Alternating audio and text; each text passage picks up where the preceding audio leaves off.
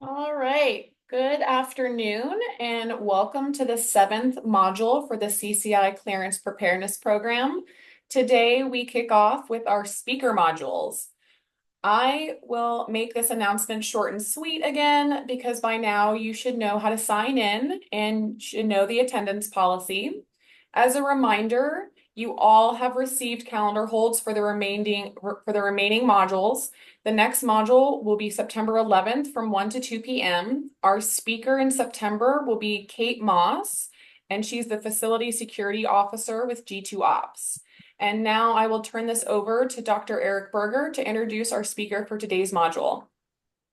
Thank you so much, Kendall. And as promised, and it's also for you people who have visited with us last year, towards the end of the program, we bring in people who are living through or have lived through the clearance process. They all have had cool jobs where that clearance has come in handy. There are other times where they get boring jobs, but I don't think you had any of the boring jobs. Carlos Solari has a distinguished career that I'll let him talk about. But I'll say it checks a lot of the boxes for many of the people listening today. Besides a good career in technology, also a veteran, also served in the White House, at the FBI, a number of interesting places in government. But as well, and when I first met you, was in industry. So a very interesting career in industry. So to give the most time for people, I'll just let you take it away. Thank you, Eric, and thank you, Kendall. Yeah, it's a pleasure to join you in this conversation as always. When we get to really to this point in the career, I think it's the most fun part where you get to impart some of those don't do it the way I did it kind of wisdom.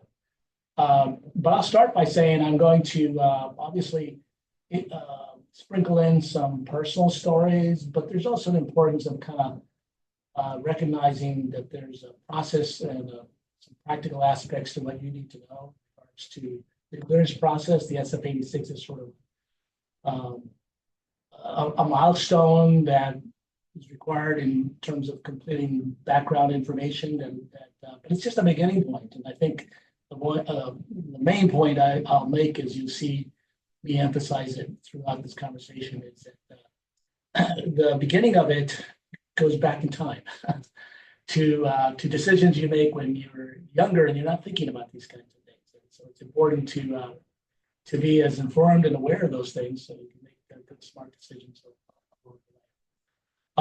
It's about a 30, maybe 20, 30 minute conversation, so that you should allow for plenty of time to take questions. And I am, if all my friends and colleagues know me, that I'm famous for storytelling, and so I'm happy to go tell as many stories as I can without revealing anything that I shouldn't.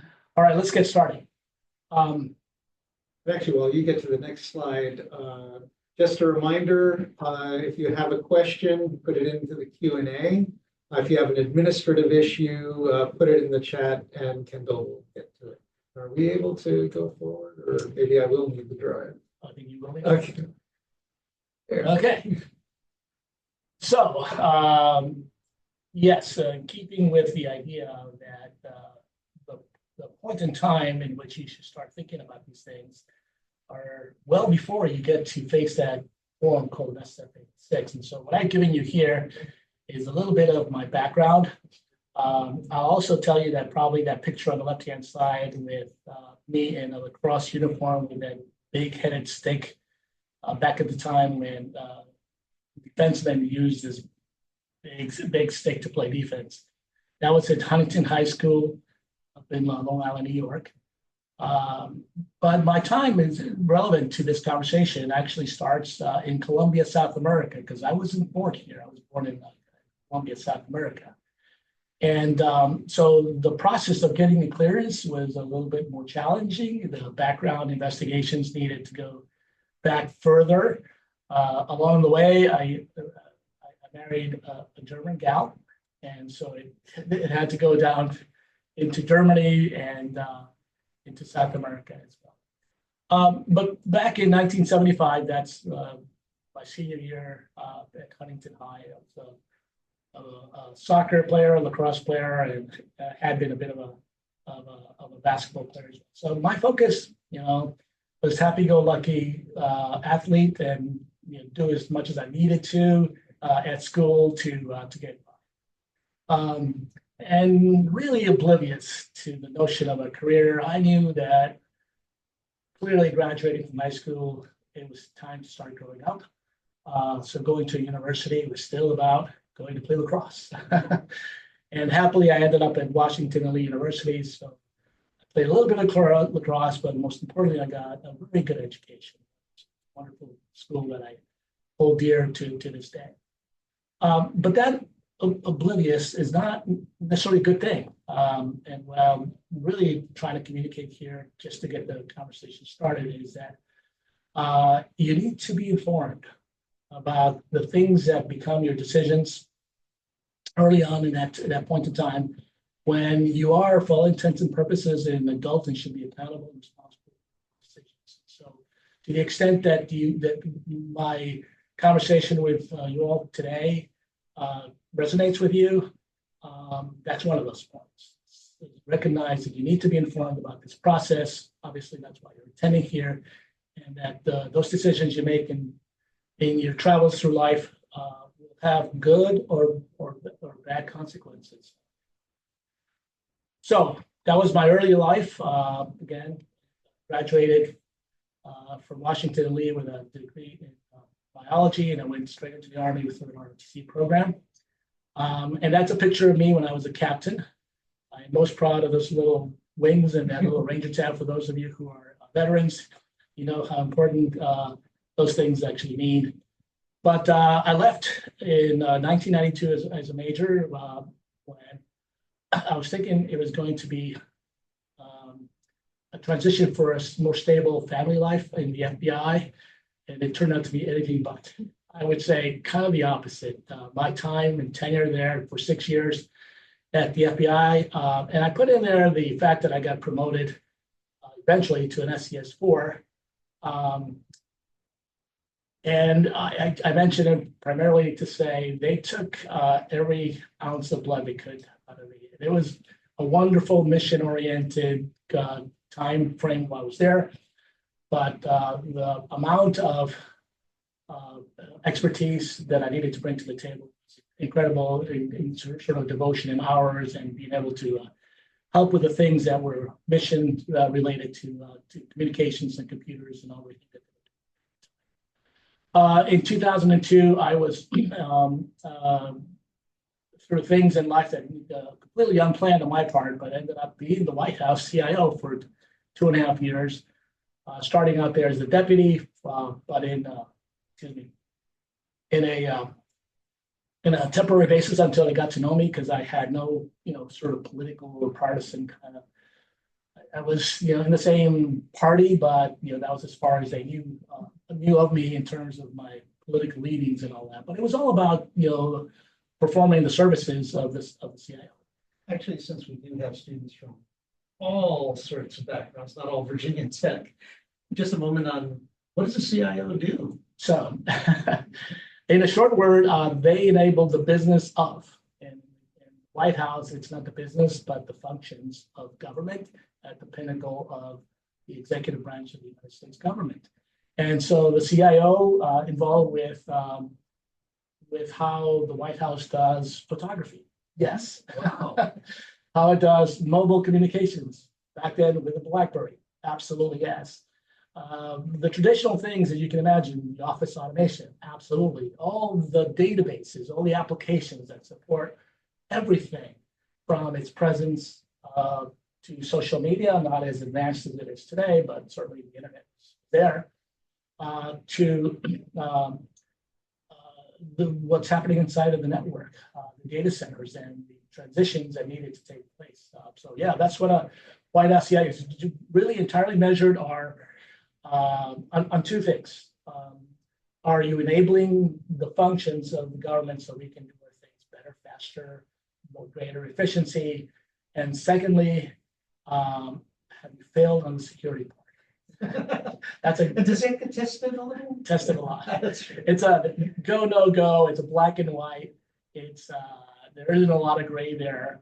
But of all the things that really kept me up at night, literally more than anything else, it was that concern over keep us protected. One little side story is when I first got to meet the chief of staff, I was being introduced around and just happened to walk out of the Oval Office. I got introduced. He looked at me like I was, nobody, and just looked at me and said, "Keep us secure." So I went home to my wife and just, I have no what idea I got myself into. But we never got hacked. We certainly had all our issues regarding a major transformation that we did, but it's a wonderful time. At that point where I had started getting a secret clearance, I ended up having to go through the Army, the Navy post-grad school where I was a student, getting a top secret, and then I got into the compartment. So all those clearances that began there began with a simple secret clearance to be an officer in the U.S. Army. Family, I mentioned it here because in addition to the duties, I have a duty at home. And so this notion of trustworthiness and being able to pass those clearances is really about can trust you, are not just something you abide by with regards to passing or filling out forms or getting clearances, but it's also you can go home and in the situations you'll be put in front of, that you can go home and recognize that you've earned that trust that your family gives. Corporate role in 2005, moving forward, I've been in that corporate world ever since. And interestingly enough, that's where I actually had to go get that lifestyle poly because the job required, it never actually got completed, but I did pass it. And the important part was to say that there's a trajectory here from pointing out in that picture from before even that there is such a thing called an SF-86 to the point where it starts becoming relevant. But there's graduations of higher positions of responsibility where you have to go through more rigorous kind of testing. I'm going to move on to the next slide. I think there's plenty there, background on me.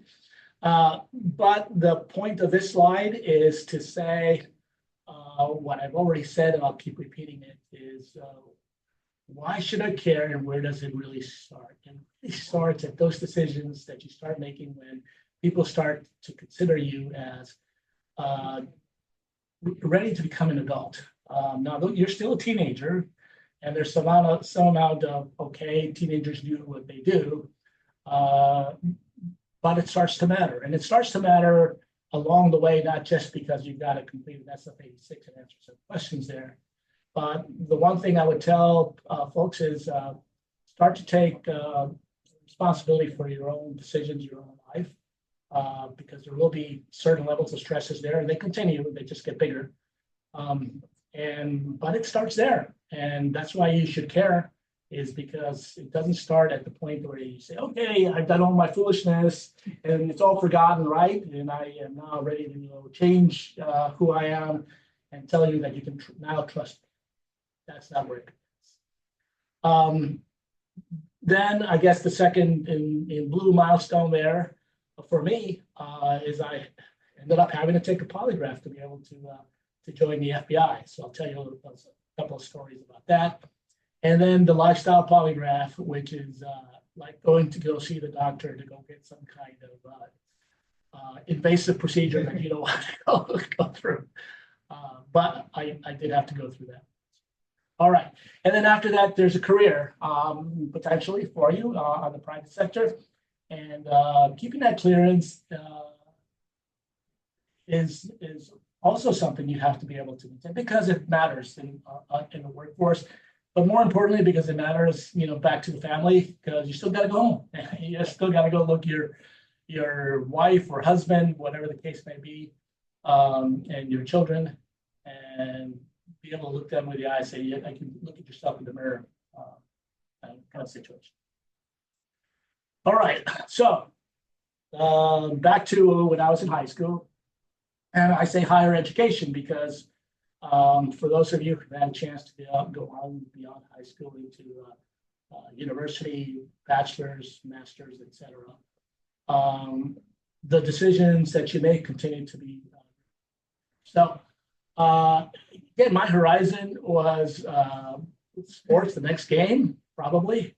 I would also say that for me personally, it was more than just a game. There was that girl that I was interested in herself back at that time. But I point out two things.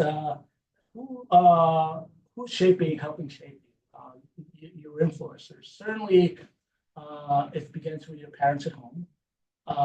Then it's your teachers, and for me, more than my teachers, it was my coaches, because I was doing sports all the time, and so the coaches have a big influence. Your heroes, the books you read, the movies you watch. For me, I didn't end up planning or thinking I was going to be in the military, but I certainly had those kind of heroes, and I would read those kind of books about it. And I highlight the others because they exist, and they're typically your peers.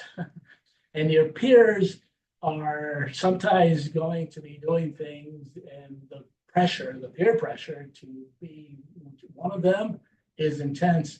And my counsel to all of you listening here is don't. You have to be accountable to yourself for the right kinds of things, and whatever those peer pressures are to go do this or go do that. So my little personal story around that is that I was looking for a friend one time at a fraternity house that were something, and I found them in a room where they were listening to Freebird and passing the token around, and that token came to me. And this is being recorded, so I'll stop there. But I will say that you got to be able to make those choices where a lot of the pressure is just coming from your peers, and whatever culture, whatever thing is in at the moment. Probably should go back to think about what your parents would be telling you. And then the influences of sports, academics, and the other is probably related more again to the idea of what's in the culture, and staying rooted to sound principles and decision making. All right, next slide. Simply here. It touches us, so this can wait or for now. Okay. And again, thanks to the people who are putting questions in the Q&A. That's legible from back there. Not yet, but No, okay. Right. So now about getting a job in that clearance. Well, actually, then I will, because that was this slide here, because as we're talking about influence and voices. Yeah. So if you had made, like if you did toke or if you did inhale, as I think of when we were growing up, didn't inhale, right? So if you made some foolish choices in the past, but have been not so foolish for at least the last 5 years, how realistic is it to still try it? And that is coming up. It's coming up. Okay, in the great. next swing, so I will answer it in that next slide. Oh, like telling the truth. Rule number 1 is tell the truth. Said another way, you do not lie. Tell the truth. There is a sort of a period of time. I'm not sure what that time frame is nowadays, but in my time, I think I remember it was only like 2 years. Okay, so maybe it's lengthened a little bit. Maybe it's more accepting of the fact that you were young, etc. However, I would say that there's 2 parts to that question. Have you ever? And the second part is, have you in the most recent period of time? And that's kind of why I started out with the peers. On a earlier slide to talk about your peers. So start early with recognizing you're going to have to be accountable, responsible for your own decisions. So realizing what I didn't know back then, what I learned on my own, in large measure, I would say that the more you're aware that that question is going to come up, but it's not just that question. It's a long form, and there's a whole bunch of questions. that continue to remain relevant throughout your entire government career. It's not just going through that gate, is now that you're in a place where you have to maintain that over a period of time, and where the U.S. government has failed in having people who who don't abide by that principle of maintaining that trust, is because they fail to understand that that's just a gate. You have to go live that life of being trustworthy. Your family and friends, I pointed out here, is because if you haven't figured out, part of what I'm trying to tell you is you're not a little bubble unto yourself. You have a bigger bubble. It's your family and your friends, and your parents and your siblings and the spouse, the children, who all depend on you. And so for those of you who are mature enough to have already established some of those relationships, you know of what I am talking about, and keep that in the back of your mind when you make these kinds of decisions. So short answer is, yeah, there's kind of a period that a grace period, if you will, if you haven't since some point in time. All right, next up. And there's another good question here that we will get to.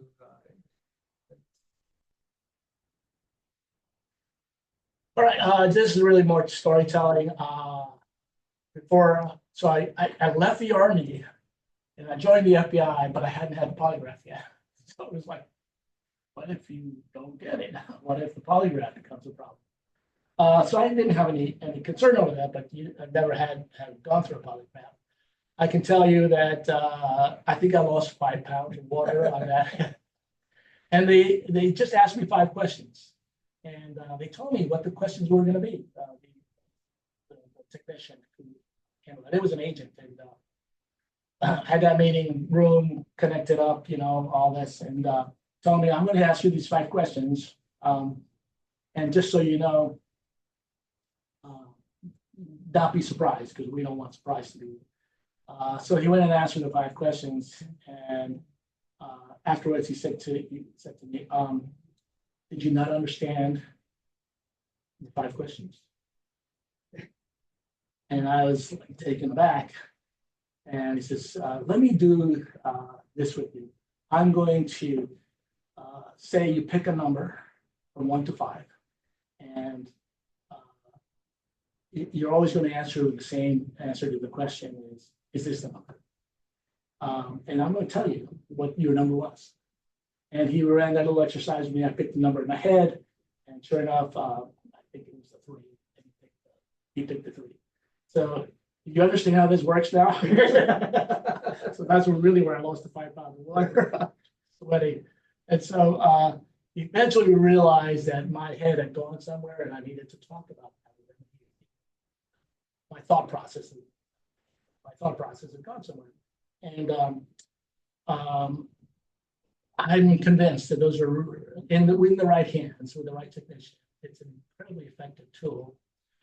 But that's just a little bit, me tell you a little bit of story that's one of the things that you're going to need to be able to go through it to get that next level of trust. Are you going to be able to be trustworthy? Especially with someone whose name is Carlos, who's born in Colombia. Right, that's it. And in those days, yeah, we were still having some issues. Still, probably, but so I passed my polygraph, joined the FBI, did my career there for 6 years, that part of the career for 6 years. And we did some wonderful things. But the next one that I want to mention is that I had to go do a lifestyle. And that you got to go to NSA, Fort Meade, and go through. That one is like 3 hours, and talk about losing pounds. I probably lost 10 pounds because they poke into everything. Again, I passed that. I didn't end up having that clearance because it wasn't needed after all. But I did go through the experience, and I can tell you that that's the next level of trust. Because we need to trust we need to trust that wherever we're going to put you around the world, that you're going to be able to maintain that trustworthiness. All right, that's what I wanted to tell you about my 2. That's how far I got through with all the experiences. pretty much as high as you're going to get. Mhm. Other than having access to programs that you have to be read in and read out of. All right, sort of closing in here. I certainly have traveled the world. I lost count in the number of countries I visited. It's more than 30. The only place I never made it to was really Africa. Other than that, I made it to China, I made it to Japan, all over Asia, Middle East, um, India, South America, Europe, of course, all over. They have different cultures. They have different expectations of what behaviors are. And you've got to maintain the one you got. And that's not always easy. There's different temptations. Recognize that it's a life of duty and service is not. And the quicker and faster you're able to recognize that, keep thinking about that all the time, the better you're going to be able to operate those kinds of it's not about getting rich. The government will tell you that. No revelation there.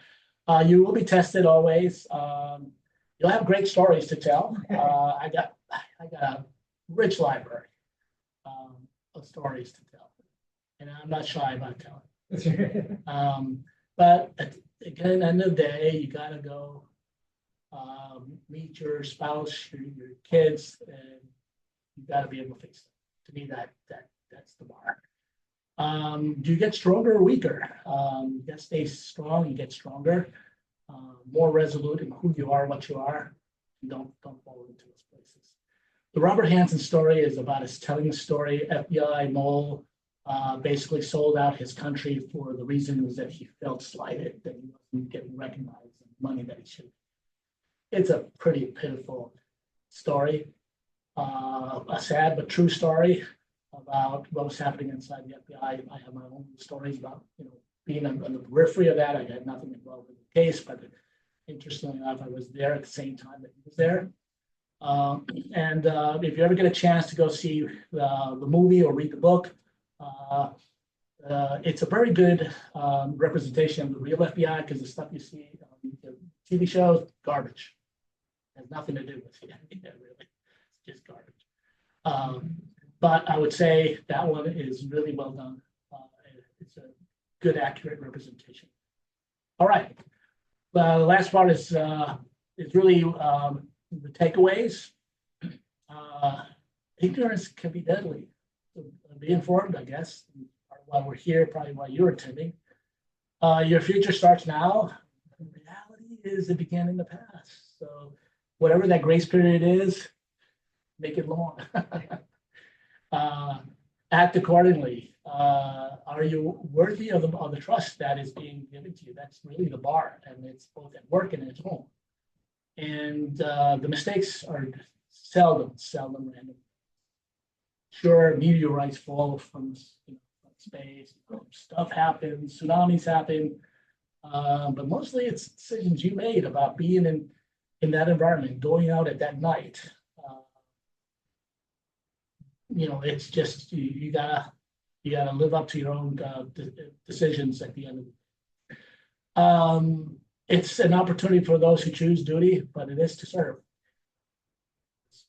It is not about you. It's about your service to your country. When it comes to the clearances, obviously, like you have a mission assigned to you, that's the parameter. And I'll leave you with one last slide, this last one, which says, it's just a form, right? It's about a life that you want to lead. So you are deserving of that trust that is given, so that you can serve your country. In this. All right, let's open it up for some questions, and willing to go tell some more stories. Absolutely. So we do have a question, and it's around telling the truth. And in fact, I'll ask it two ways. One is the way it's written, and then I'll do a synthetic one. Okay. The way the question is written is, and I don't know if it's for renewal or just they applied for a job and didn't need it or didn't get it, and then are applying again. So they filed an SF-86. They're now filling out a new SF-86, and things have changed. Like,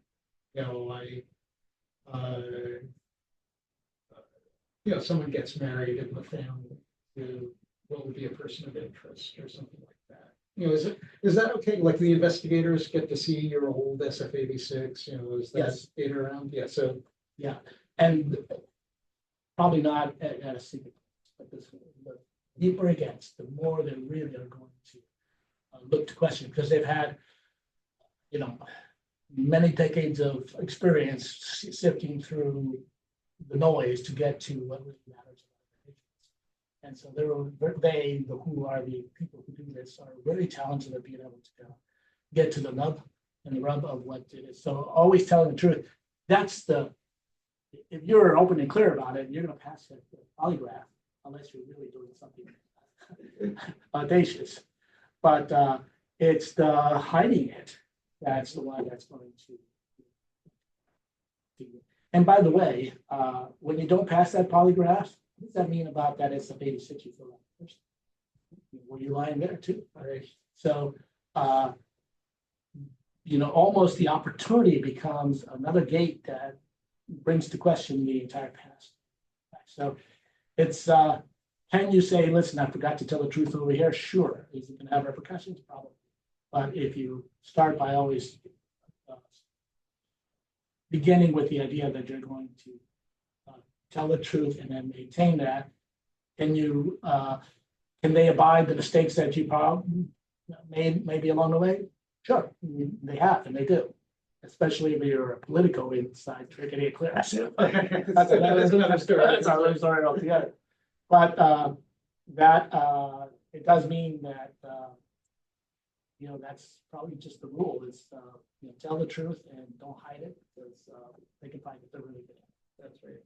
Yeah, I had one thing on my SF-86 that, like, a few years after filing us, and it was one of those, have you ever? Yeah. So it's like, well, was that?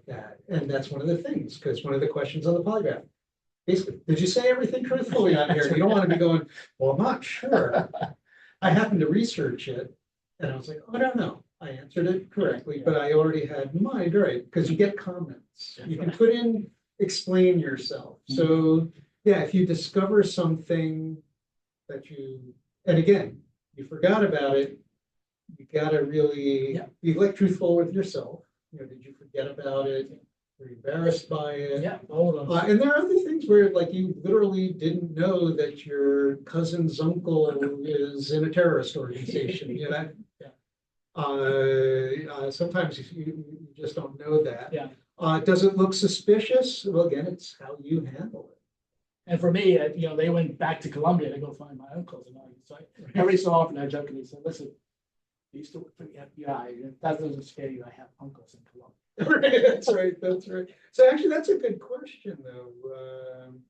So it's, been your experience. Obviously, you're an existence proof. A naturalized U.S. citizen can get a clearance. Someone married to a non-citizen can get a clearance. To be the CIO of the White House. To be the CIO of the White House.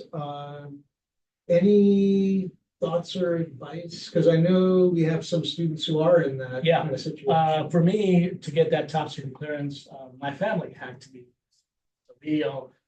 Two parents and 5 siblings.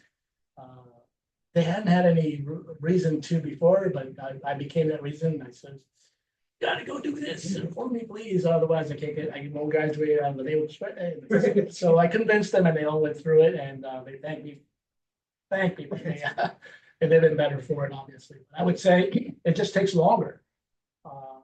You got to, once you get past the secret part, when you get to the top secret, and you're going to have compartmented information, that's when it starts to matter. And for me, it took a full year to take care of all that. So I told my family that how important it was, and they all went and got it done. It took about a year, so you just have to allow for some of that time to process all. But it's doable. It's just takes longer. And I guess from their perspective, they're already paying taxes, so you might as well.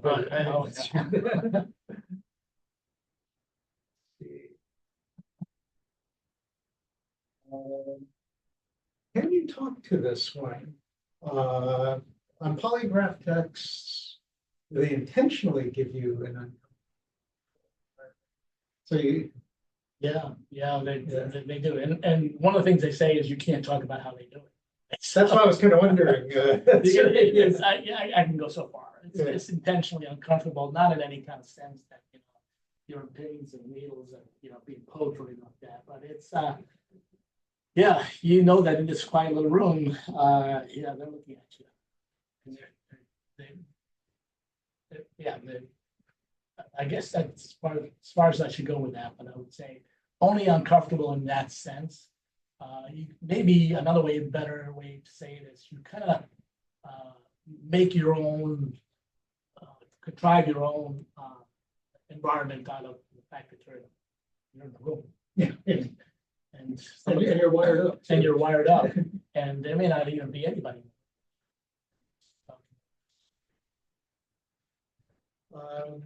So now, talking about having a family. Actually, yours is the first one where it was kind of extreme. They said everyone needs to be a citizen, but that can happen. Yeah, and I don't know what the rule is now, whether that is being held so strictly. I would say, I don't know why that would change, because that's the big concern. Because you have some family member that influences you because they have ties to places that you really the federal government cannot. That's right. And so like one of the questions is, they're a US citizen, their children's US citizen, spouse is US citizen, but their mother is not a US citizen. So what? There are exceptions. Especially living abroad, they're not going to be. And what the adjudicator has to go do is to say, is there really a risk here? Now, for certain countries, the answer is an absolute yes. But if in my case, my mother-in-law lived in Germany, she wasn't going to. And who wants to talk to their mother-in-law? Yeah. But if it's your own, and she's living in the country, there are some considerations depending on what country it is. Yeah, so it's all a judgment that they have. And it is also all a judgment in that if you're extraordinarily close to your mother, and they're in a country of interest, and they are like a politician in that country, versus it's your mother who you haven't spoken to for 30 years and you're totally estranged. Yeah, no correspondence. That's right. Yeah, all those things, right. All that matters, and into making that decision. That's right. It's actually we can bounce back and forth here. Can you talk about how long the polygraph stuff? It's an afternoon. It's an afternoon, and they may want you to come back. That's right. And if you have to come back, it's not a good thing. And I can offer. It's a morning or an afternoon. That's I don't right. remember Yeah. what it was. Yeah, whatever you're not comfortable with. I did point them to 2 FBI videos. Yeah. One which is about a student who gets enrolled while they're on a semester abroad. The other is kind of a Hansen. Actually, it wasn't even a Hansen. It was just again, so not someone, because Hansen intended to be a spy. Both of these videos are people who were co-opted. They didn't realize until it was way too late. But again, it's these little decisions that they made. You keep making these little decisions, and all of a sudden it's like, whoa, how did I get here? And basically, the scene where he breaks down is when he's in prison, and he basically goes, "Hey, I changed my mind. I don't want the job. I gotta go." They actually did let him leave. And then when he tried to leave the country, they arrested him. Because you signed the SF-86. Right. It doesn't matter if you decide you don't. Well, you go knocking on that door. That's right. There's 2 doors. Yeah, that's right. And they don't necessarily let you out the second. Don't take that literally. That's right. Uh, so, so actually, this is also a kind of good one. So, you're filling out the SF-86 and they put down, here's, tell us your whole immediate family and where they live and how to contact them. Tell us about your neighbors, where you've been for the past 10 years and where they live and how to contact them. It would be common courtesy to let them know, hey, the FBI might be knocking on. I certainly did. It would be a common courtesy. I don't think they prohibit it. At least I don't recall them prohibiting it back then. But there's an aspect to this too. Be neighborly, of course. So, say nice things about you. But yeah, don't go knocking on those doors, and there's no way they can prevent you from letting them know that. So they're at least take that call, right? Because nowadays you don't know what is what. So yeah, I would say. And in a sense, the answer is twofold. One is it's in the SF-86, and actually, if you are not supposed to tell people, it would say, yeah, don't tell people, and I can say it doesn't say that. The other thing, so little tidbits here, is especially for the higher clearances, and we'll get to the next question about a young person. Quite often, they will interview your neighbors that you put down, and then go knock on a few other doors. Yes. Right. Oh, so, by the way, the point of interviewing like 3 neighbors is not them so much. Is who do they tell that is a person of some other? So they'll pull on that thread until they've established that no, we're talking to people. Or not even listed, but who you are saying, yeah, good neighbor, no incidents that I know of that we're up, and they'll pull on that thread if necessary and continue to pull on that thread until they return. Oh, this one's not coming. Okay. Or there's nothing here. Let's go. That's right. That's it.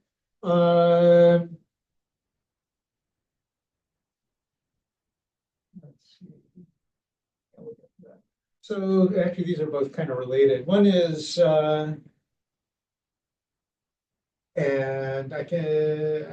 so actually, are you familiar? So you said you went to the NSA for the poly. Is that for something at the NSA, or is it just they were administering it? No, it was I was working for a company at the time.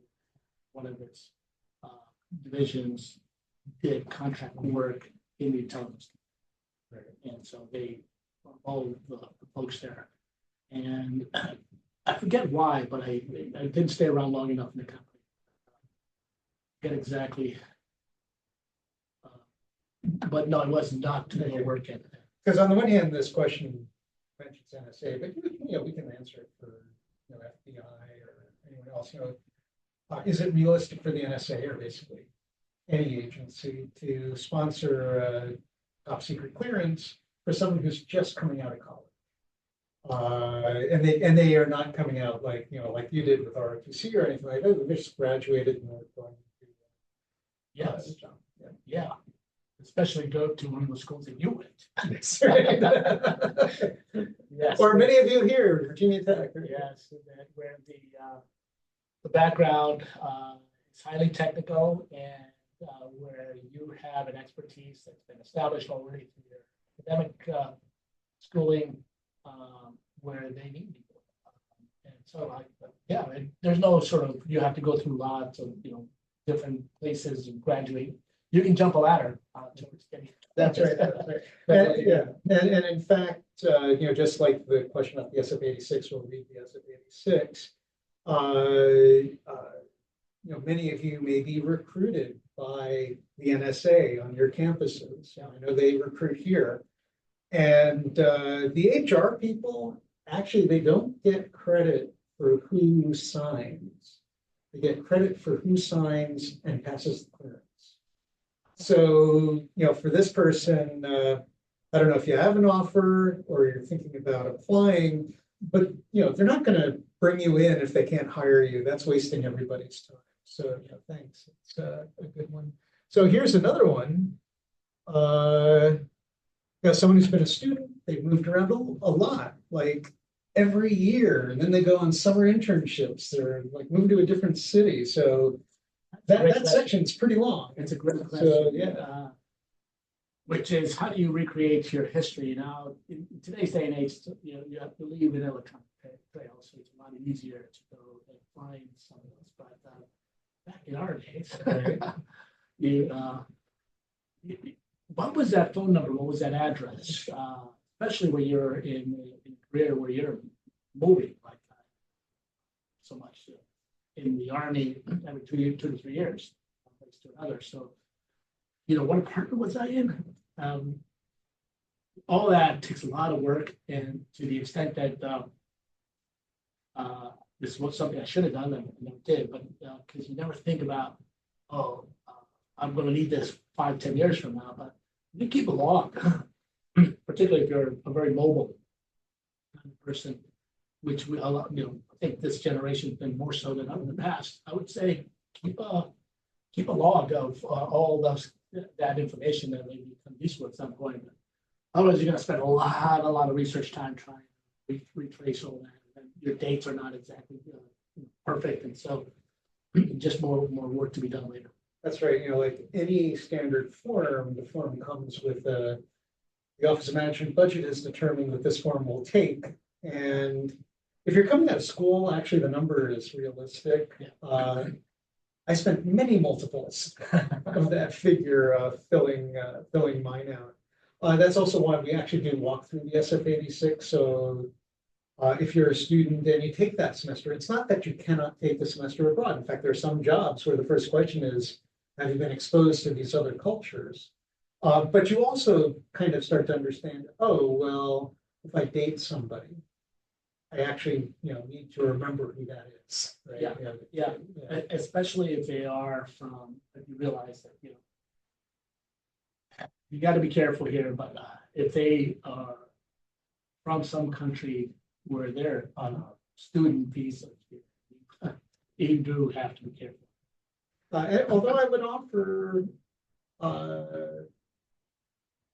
some bad countries have been bad countries for a very long time, but other countries kind of come and go. Yeah, so it's pretty much just you never know. You never know. Yeah, but I will.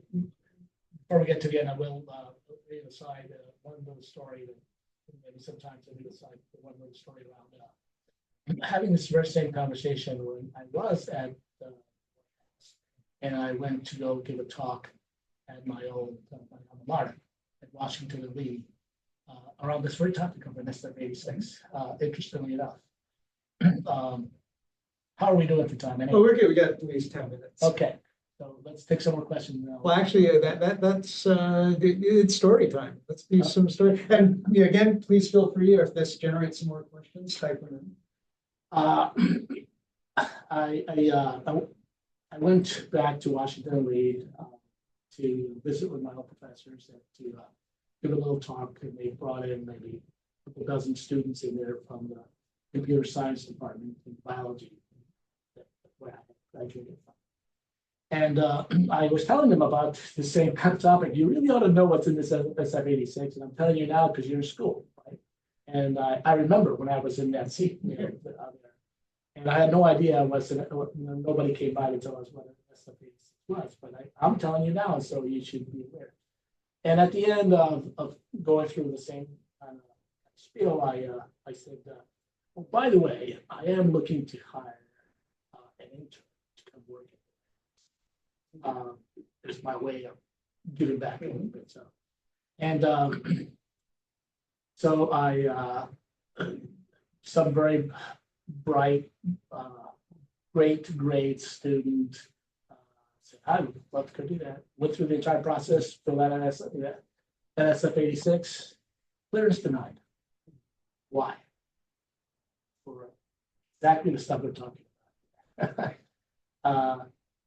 Did not answer that question truthfully about have you ever and have you lived in the recent.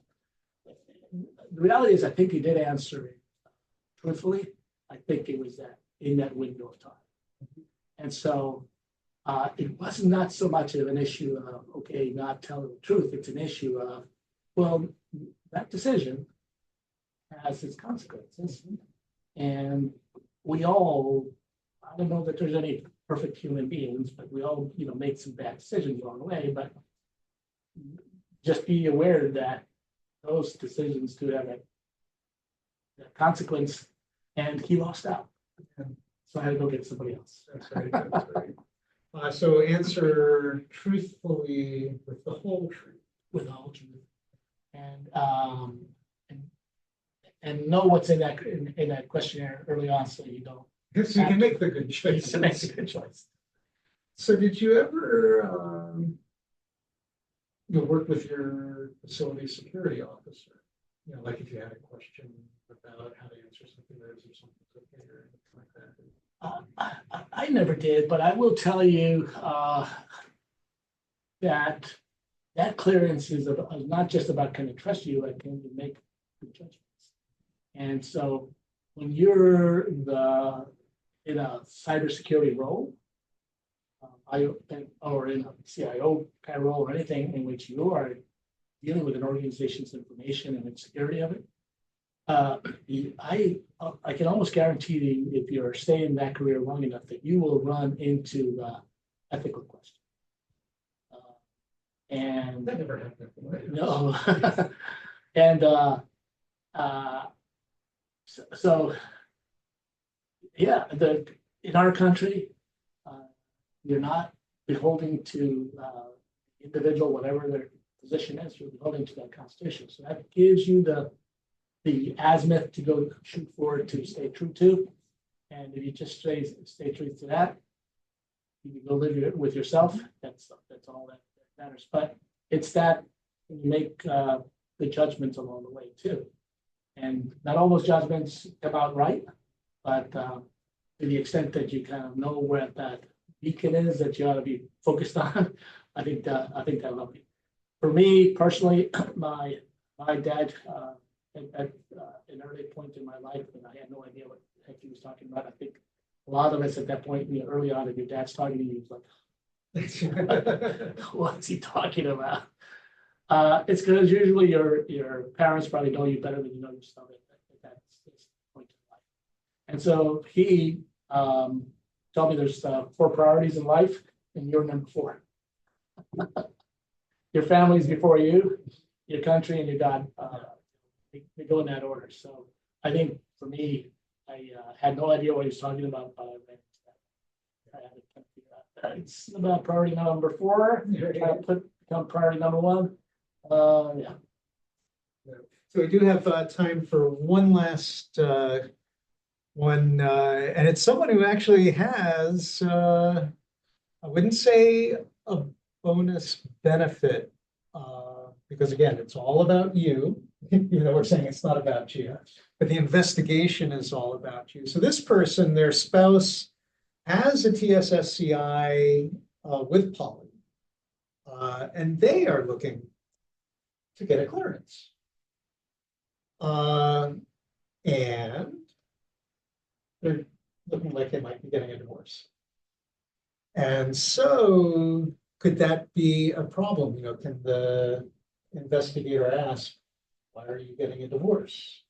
So let me start with that. I'll make it 2 parts. So any insight on that? Nothing to draw from personal experience. I happily not. I would say, again, so much of this is a judgment call. Divorce certainly is a lifestyle factor, like what's behind it. And is there any reason, particularly since this person holds a clearance, you could be affecting their clearance, right? And I'm going to answer this because I don't really have good insight into this, but I would say short answer is probably yes. They could ask the question, and hopefully if it's about other reasons that have to do in terms of trustworthiness in the service to your country, then it may not have a factor at all.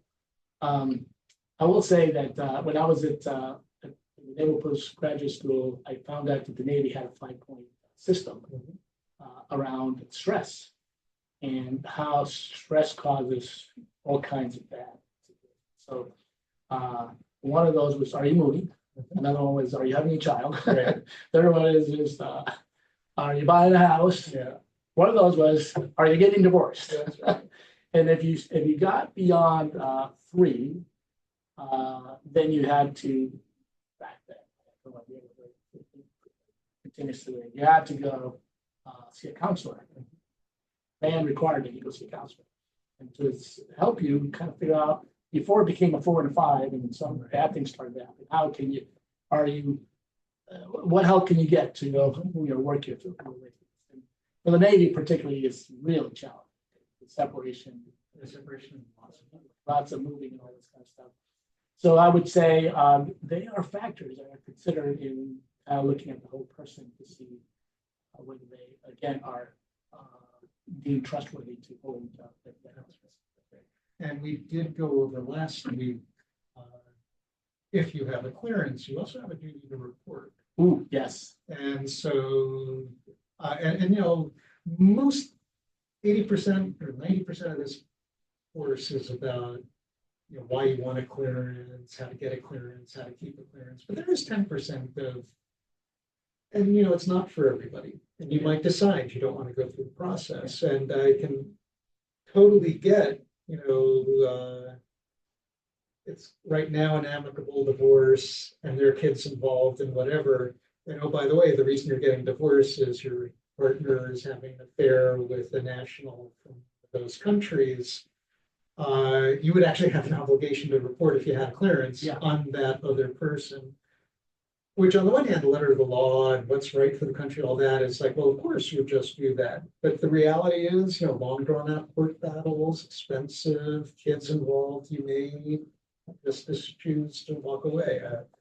I'm not advocating for that, but it would be understandable. Yeah, in fact, I think maybe it's worth repeating, like I was saying, there's this notion of 2 doors. But once you go through that first door, you may not be able to back out of that first door, because now you're in a situation where things do have to get revealed. And when and if they do, it could be that you may have chosen best not to walk through. That's right. But that's a call. Having said that, I don't want to finish on the negative. Okay, I wouldn't trade any part of my career for any part of the good and the bad, because they say, and I feel it true because I live it personally, that those who came from some other place to this country are probably more patriotic, more, you know, in love with this country than anybody else who's kind of, it just were born into it. I